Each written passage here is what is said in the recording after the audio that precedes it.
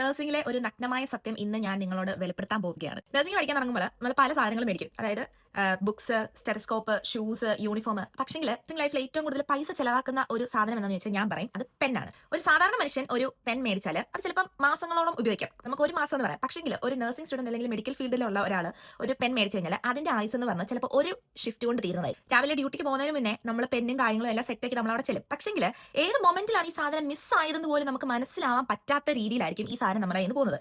പിന്നെ നമ്മൾ എവിടെയൊക്കെ നോക്കും, നമ്മൾ വാർഡിൽ നോക്കും, നമ്മുടെ ഫ്രണ്ട്സിന്റെ അടുത്ത് ചോദിക്കും, അങ്ങനെ അവിടെ എല്ലാം നമ്മൾ തപ്പി പിടിക്കും. പക്ഷെങ്കിൽ നമുക്ക് സാധനം കിട്ടത്തില്ല.